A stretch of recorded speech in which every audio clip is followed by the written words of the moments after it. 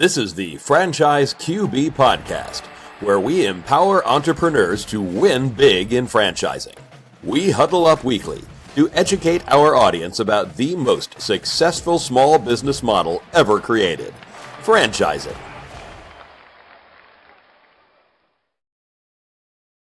Welcome to the Franchise QB Podcast. I'm your host, Mike Halpern, a 20-year industry veteran and entrepreneur. My mission is for listeners to achieve their American dreams of creating wealth and independence through franchise ownership. Every week, we speak with franchisees, franchisors, or vendors that support the industry. Thank you for joining us, and let's get started. Joining us in the huddle today is David Montanez, Vice President of Franchise Development with Authority Brands. Welcome to the show, David. Thank you, Michael. Nice to be here, Mike. Great. So you have been in the paper and packaging industry for 25 years before you kind of switched gears and joined the franchise space. And you've been in franchising for a decade, so that makes you a franchising veteran. So before we get into the trade brands at Authority Brands that we're here to discuss today, tell us a little bit about the David Montanez story and how you found your way to Authority Brands and franchising. Oh, I appreciate that. Yeah, I started with a wonderful company called International Paper and literally traveled the world. And that's what got me to say, boy, I need that to end. Literally a Delta 2 million miler, travel the world. It was a lot of fun, but it was a very different world. We subsequently wound up myself here at International Paper. They sold our division. And when they sold our division, shortly thereafter, it was time to do something else. I didn't want to continue that traveling. I started off with Service Master in Memphis and started off representing one of the franchises, doing franchise development. 4 years later, I'm running the department, and the company was sold. Service Master was sold. They were leaving Memphis. They decided to go to Atlanta. Nothing against Atlanta. It's a wonderful town. But I have a grandson that's 100 yards from my house and thought I should stay. And before you know it, a dear friend of mine at Authority Brands said, come on over. You don't have to relocate. And I started with Authority Brands 4 years ago. It's been just fabulous. Yeah, the grandson is a good reason to stay put in Memphis. And it sounds like every company you're with becomes so successful that they have a big exit. And then, I'm clearly the reason for it. Absolutely. No. No, but it was just wonderfully done. Again, funny enough, my son still works at International Paper, so he loves it there. And for us, it's just been great to be part of the franchise business. It's such a different world to the paper and packaging world in that you're dealing with really true entrepreneurs in the paper business. You're making cups and plates for Dixie and all those other companies, whereas here you are changing people's lives, literally one business at a time. It's just a phenomenal industry to be in.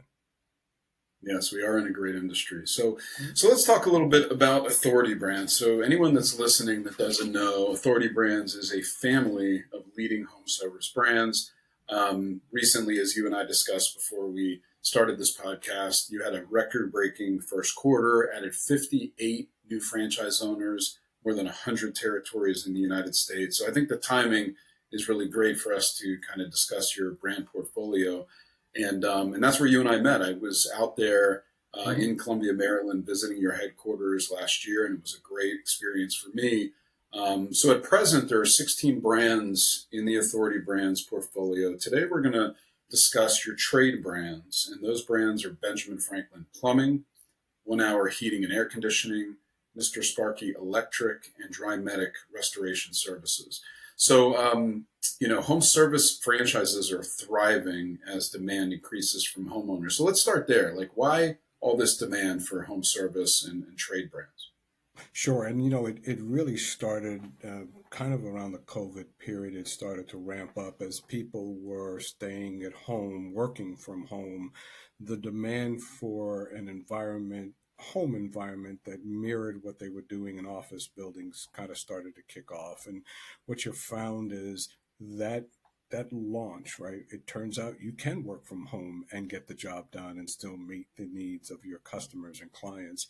Continues through this day. So what we have found today is three things. The first one is people prefer working from home. They absolutely do want, they want to avoid the 30, 45-minute car commute. As I jokingly tell everybody when I'm late to a meeting, I got stuck in the living room with traffic. So we just enjoy the fact that we're here and working from home. The second part, though, is working from home. Here's the little secret to it. Most employers aren't paying for your Wi-Fi, your electricity, your energy bills. So it behooves you to have a place that is up to code, running well, great air conditioning, because you're going to be here. You're going to be here for a while, and you want that all to work. And so while they're not paying for it, you want to make sure that it's running well, that it's well maintained, that if there's any needs to it, it's getting fixed.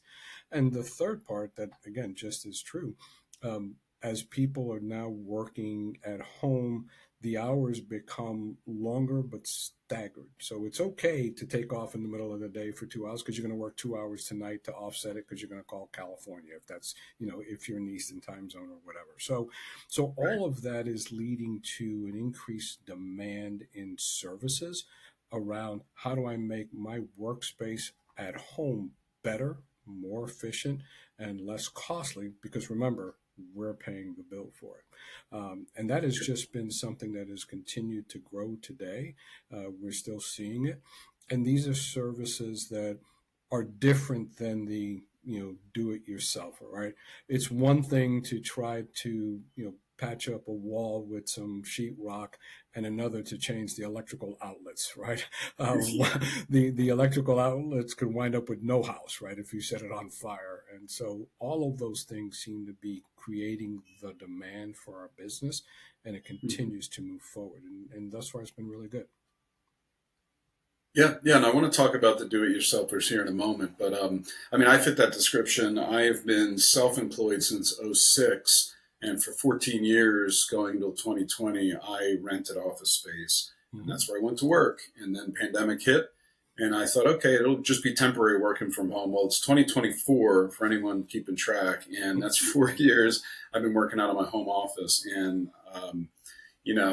who knows how long that'll last. I have contemplated going back into an office space, and that might happen this year. But I get it. Like, you're more aware of deficiencies that you don't notice when you're at work all day. Now you're home, so it's too hot, it's too cool, etc. So that makes sense. What about interest rates? I mean, do you find that because the interest rates have gone up dramatically in the past couple of years, that people, instead of moving or spending more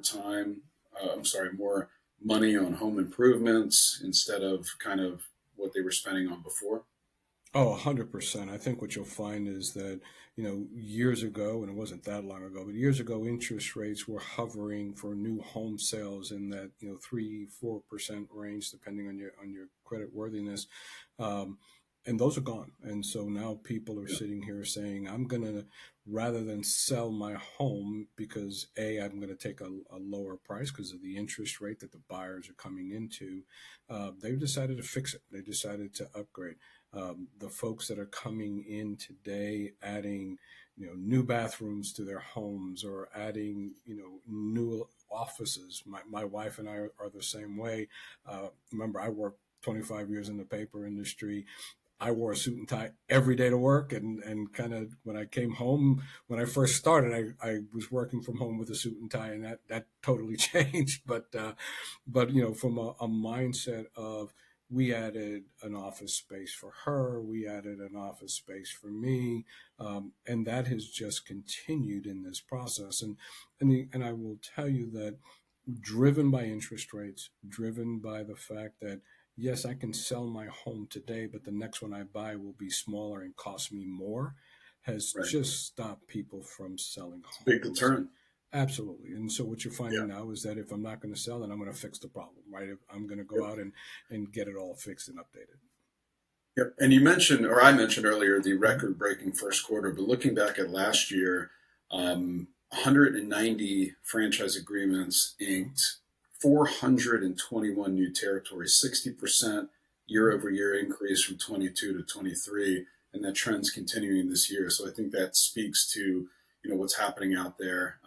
So you mentioned before the DIY. So there's a lot of social media that people really get addicted to, whether it's TikTok or Instagram or whatever it might be, and there's all these really cool ideas on how to change your home and make it look great and etc. But there's a big difference between seeing something and actually making it work right.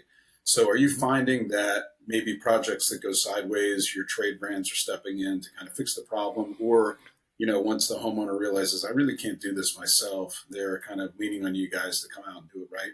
100%. And you're seeing it in both, where you're getting the folks who are looking at it on TikTok, looking at it on the different media sites going, I can't do that. Or the other one sitting there going, I can do that. Let's try. And then halfway through, they start looking at, I was going to say the phone book, but start looking at Google going, I need a plumber. I need an electrician, right? There are some wonderful opportunities for do-it-yourself work in the home, and there's a lot of good things out there that will save save homeowners some money. But the bulk of the business, the plumbing, the wiring, bad air conditioning in Dallas at 100 degrees is a problem, right? You just need that fixed.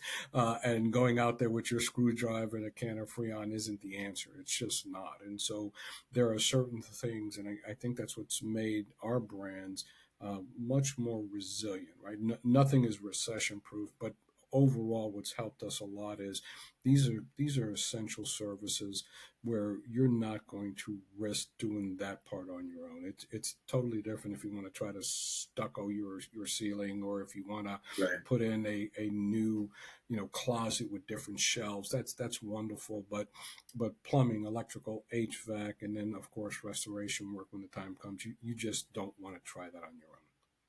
Leave it to the pros. I get it. Makes sense. So, well, let's dive in and talk about these trade brands. So let's start with Benjamin Franklin Plumbing, the punctual plumber. I love the motto, if there's any delay, it's you we pay. This brand was established and franchised back in 2001. So we got 23 years of operating history. My numbers might be a tad dated, but I have 83 owners, 276 territories, really strong unit economics. Seeing an average gross revenue of over 3 million, system-wide growth over 11%, and a really relatively modest startup cost between 128 to 223. So what can you tell us about what's going on with Benjamin Franklin Plumbing? Yeah, so the Benjamin Franklin numbers have been growing left, right, and center. So we're up to 335 individual units, just so that you know. So the numbers continue to grow on our side. And really what you're finding with this is you have the owner-operator model and you've got the executive model, both of which are thriving in what we do today. With regards to what is driving the executive model for us is if you can manage a business, i.e. manage people and moving them, you're in the people moving business, the rest of the business starts to fall in place. And so, Tommy Ewing, who's our franchise development manager, has done a great job of explaining the process of once you get this business started, once you get over the fact that you're not the person getting the call at 2:00 in the morning. That's not your job. Right? Your job is to make sure that you have people in place to take the call, people in place to can service it and follow the process. These folks have been continuing to see absolute growth in their business. And it's really surprising because, as I tell everybody else, when it's not working, you're calling somebody. And if you're going to be there when you say you are, which is the key, they won't call anybody else, right? And that's one of the things that we continue to find in this service-related business. What Amazon has created with "we'll be there tomorrow on your doorstep and we'll take a picture of it," and say that's translated to what they want in your plumber, your electrician, your HVAC tech. So when you sit there and say, "We will be there at 3:00," you'll be there at 3:00. And if you can do that, this business will continue to service you well. And a question for you, which isn't just specific to Benjamin Franklin, but across all the trade brands. A lot of candidates that are looking at this space, they like it because it's mature, it's tried and true, great, economics they can point towards. What about licensing? I know it's probably state by state, and there's probably workarounds where owners can kind of have someone else hang a license. But how do you address that with candidates that don't have experience in the trades, but they want to build a business? Absolutely, and that's one of the very first topics we go over for all the trades, right? Whether it's DryMedic, Ben Franklin, 1 Hour, or Mr. Sparky, the ability to basically rent a license, and that's in essence what you're doing. And there's a fancy term they're called a license qualifier and all these other things. But at the end of the day, we put you in touch with folks who will be able to help you find a licensed plumber, electrician, HVAC tech for whom your business falls under their umbrella. And once you have that license, you can continue to move. And the way that this has worked for us is that these are all arranged on annual contracts with clauses for hiring and extending or shortening, depending on how you want to work it through, so that you're able to do that. And all of that allows many of the entrepreneur, the people who see the advantage in the business model, to say, I can do this. So this is just an expense that I got to cover in my costs as I go through it and grow. And we've done it with all the brands at this point in time. Michael Hutchins from our 1 Hour Heating and Air talks about how he's had an autopilot, a race car pilot. He's got an airplane mechanic who have all come in to do these different things, none of which have a license. And they just continue to flourish and grow.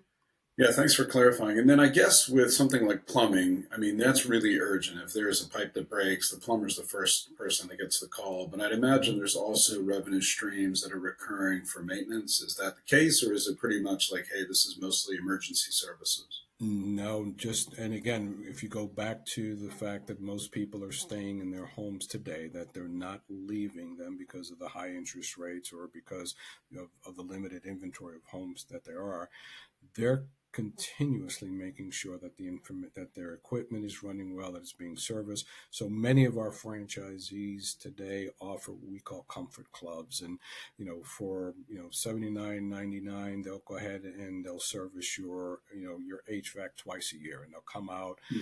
We call it mailbox money, but it's the fact that they're out there servicing it, doing preventative maintenance, making you aware of what's happening with your HVAC system, your plumbing, septic tanks, and making sure that they're being serviced properly.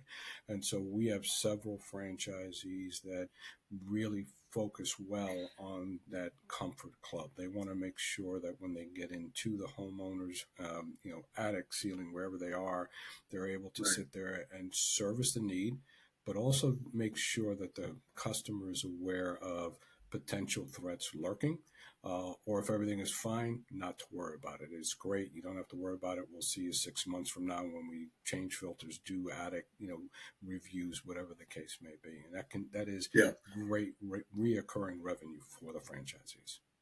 That makes sense. Yeah, another thing that I thought about is just by proxy of having all these people in the homes more often, you're just putting more wear and tear on the systems, so they are going to break more frequently than before. So, plumbing fixtures, there's more people around to, use them, and air conditioning is going to have just more stress and more demand on it. So I can see that would also contribute to kind of the frequency with which the customer base are reaching out to the trades and saying, hey, help me.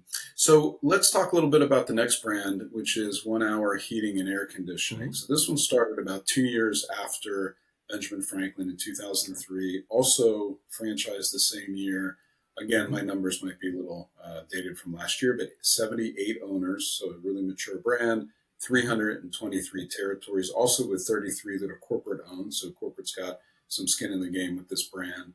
128 to 223 for the startup. And this is a kind of eye-popping figure. Highest gross revenue franchisees, almost $50 million in annual sales. And it looks like the average gross revenue system-wide is just south of $5 million. Incredible economics. Obviously, that's not going to happen for a startup, but it's pretty impressive that you can achieve those type of figures. So let's talk a little bit about that brand. So 1 Hour is one of those brands that, if you just sit back and look at it, you just kind of shake your head and wonder, how are we hitting these numbers, right? How does this occur? But then you come into the reality of, this is what everybody needs to remember. Every home today in the United States has an air conditioning unit. Every home has one. And some of them are really old.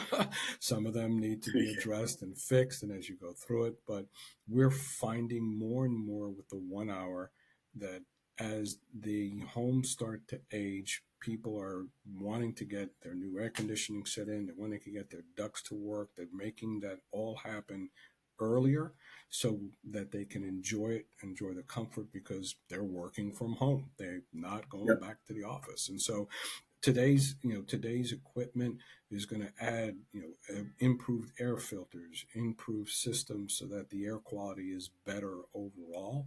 But more importantly, I live in Memphis, Tennessee. It's a wonderful town, but in July, it's 100 degrees every day for 29 straight days. And if my air conditioner's not working, I'm not working from home, right? So that's what they're really focusing on. They want to make sure that they are servicing that need. And what 1 hour has been able to do is to service the customers, get them different cost options to meet their price point, help them with the financing component because we do have providers who do that.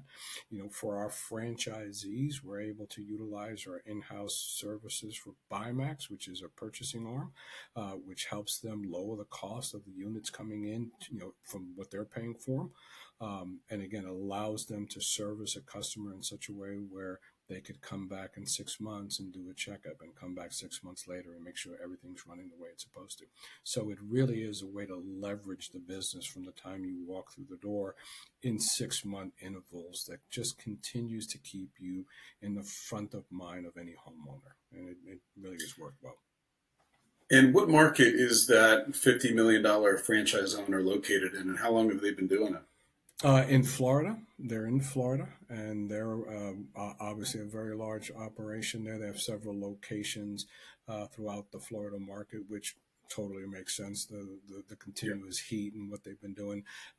They have been around. It was a business that was started, sold, and then they bought another one and put them together. But they've been a franchisee now for 6 years, I believe. It's either 5 or 6. Wow, that's really cool. Well, thanks for sharing that with us. I'm up here in Virginia, so just like Memphis, we have those summers where you better have your AC right, or it's going to be an unpleasant, time spent at home. So I can see how that one. Absolutely. So let's move along to the next brand, which is Mr. Sparky Electric, established back in '96, franchised 10 years later in 2006, 53 owners, 139 territories. Also a very similar startup cost, which is going to be 118 to 213, 3.8 million average gross revenue, 1.4 for single unit owners. Awesome numbers. I mean, I had a candidate that came to me recently, and it was probably my third round of making brand recommendations. And he said, I want something that has, a good track record of economics, something that has recurring revenue, and it's a need-based business. And the light bulb went off. I'm like, the trades, so I'm currently showing them some of the brands we're discussing today, but it checks a lot of boxes for people, because if you get the right crew and the right technology and the right support, these brands are going to work. So let's talk a little bit about Mr. Sparky. So what I love about Mr. Sparky is that, and it's funny because I have a grandson, as you know, and we went camping not that long ago, where there is no electricity and there is no Wi-Fi, and it blew his mind. And I started. What do you guys do? Exactly, exactly, and it's funny because. I had it done here at my home. I had a whole house generator put in, right? Memphis storms come through, so you got to have it. And you start realizing our dependence on electricity, our dependence on making sure that we stay connected, particularly when you're working from home and all the things that you do. You add to that a growing demand for electrical vehicles, EV chargers that are coming in. All of these things are taxing on the units that are out there today, right? You've got to be able to get the circuits, and you got to be able to expand it, build it, and move forward. And that's not going away. That's going to continue as you move forward. So what we're finding with Mr. Sparky Electric is the growth is methodical. It just seems to just be going I personally believe that all future homes being built in the next 5 or 6 years will come preset with a spot for your electric charger. It may not have the charger in it, but it'll be wired for it because you're going to need it Right. in terms of what's coming. And you're going to continue to find the increased demands for whole home generators, all of the electrical outlets. We're going to have all of those prevention circuit breakers so that you don't lose your laptop, your equipment, all those things, surge protectors, because you have to, right? You've Sure. come to the point where you can't risk a storm or some other error to come through to wipe out your laptop and to wipe out your electrical assets, and all of those things are continuing to grow, and it's really been fun to watch. Mr. Sparky, and I don't have the numbers in front of me, so has had 5 years of consistent growth, sales growth, system wide, 5 consecutive years. It's just amazing to see how that's going, continues to grow. Yeah, that's great. And I could see, I mean, the need for older homes to get retrofitted with panel upgrades. And you mentioned the circuit breakers because the demands are just so much greater than they were. So, yeah, that's really pretty interesting. Great. So let's kind of shift focus to the final brand that we're here to discuss today, which is DryMedic Restoration Services. I think restoration is a segment that isn't as intuitive as the other ones. Like, people know plumbers, they know electricians, they know HVAC.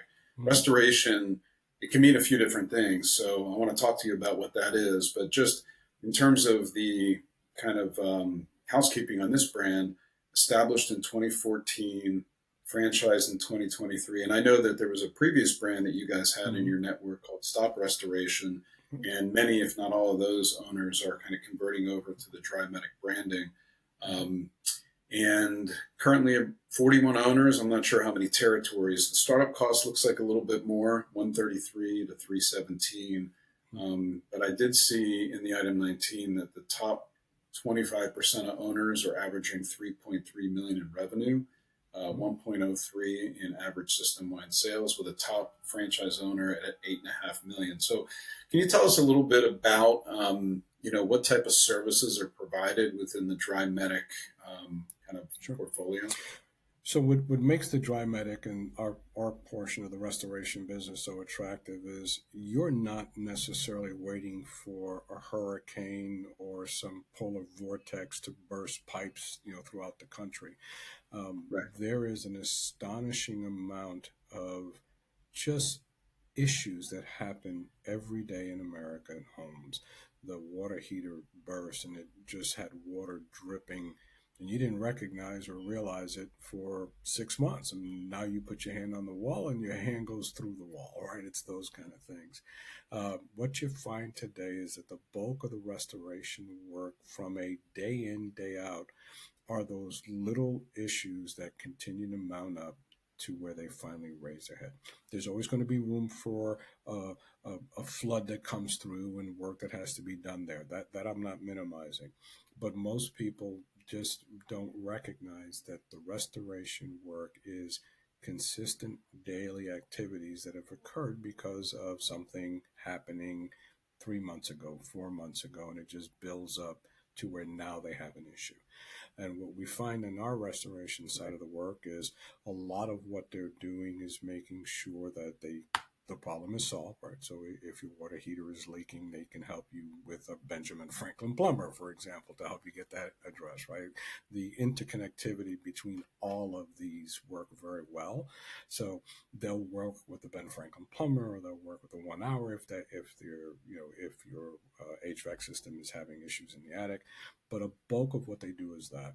And then, of course, they do what we call events, whether it's a storm, whether it's, we had a situation where a customer was running around and not paying attention and they were actually doing work in the attic, and they wound up hitting the water pipe, and before you know it, there's water everywhere, right? Those are events. But a lot of what happens in restoration is just the pitter-patter of problems that add up, and now you have an issue. And it happens every day in America, just all the time. Yeah, it's a brand that I like quite a bit because of all the different kind of tentacles of revenue. And I had Dom and his brother Carlos and their partner Ben on the podcast a couple of months back. And, you have that water mitigation. So that's kind of a big, kind of the backbone of the business. But there's also fire damage that they can help with, and mold remediation. And there's, pack outs for contents, and there's reconstruction of the property. And these are things that a new franchisee isn't going to tackle day one. But I like the fact that as you build the business and scale it, instead of, broadening your geography, you can kind of stay in your same territories and kind of take on some of those other, projects and other restoration revenue streams. Sure.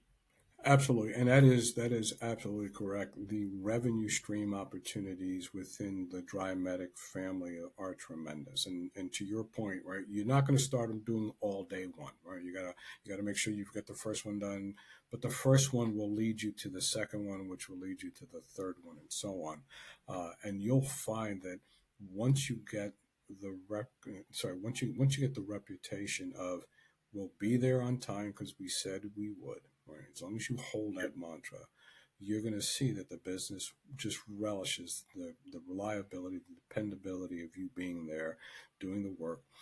Payment is really never an issue, seldom an issue, because you're working with insurance companies, so you don't have to deal. You take the homeowner's deductible, and then the rest works through the insurance companies, and it just works very well. And they work extremely well to make sure that the monies continue to flow. You never have to worry about write-offs or bad debts or those kind of things, because you're dealing with an insurance company, and it continues to just allow you to expand. If anything, what you'll find is that the insurance company want you to do the next two stages faster, right? They're just like, if you do a good job with water mitigation, they want you to get to the next one. They want you to get to the next one. So it's really amazing. Very cool. Yeah, and I can also see that, we talked about diversifying revenue streams, but I can see within the portfolio that Authority Brands has, like if a Benjamin Franklin plumbing franchise owner is referring all this work out to a restoration company, why not possibly explore the idea of launching a DryMedic franchise where you can actually refer that to your other sister brand? And maybe it's the owner diversifies, or maybe it's just cooperation between owners within the portfolio, but I can see some synergy there as well. Oh, 100%, and we're leveraging that. One part of the fact that we're able to take a Ben Franklin plumber to refer to DryMedic, or a DryMedic to Ben Franklin, or 1 hour to Mr. Sparky, that's just at the very start of what we're doing. We're getting better. We as Authority Brands are getting better to make those touch points, to make those connectivity points. And that's only going to get better when we talk about the rest of the brands within the DAB portfolio. You're going to see more and more of that come through, because it is a very important opportunity for us. We want to own the home, from the curb line to the roof line and everything in between. And the ability to have someone who is reliable, dependable, make a recommendation to you, Mrs. Jones, Mr. Smith, I see you're having a problem with this.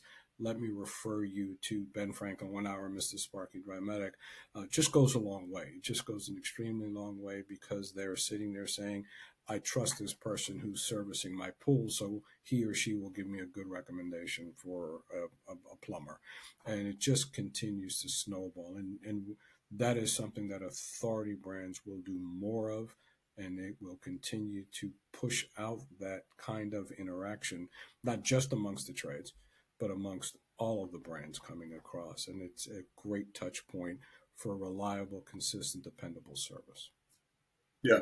So when any business launches, they do their traditional marketing, digital marketing, and the referrals come in time, once you're established. But building those referral sources early is just so important, and having that kind of internal culture that, hey, we're going to help you with those referral sources, even internally with our other brands, is a pretty cool benefit of being in these trade brands with Authority Brands. So you shared a lot of great stuff about the trades with us today, David. Anything else you want to add to the mix before we wrap up?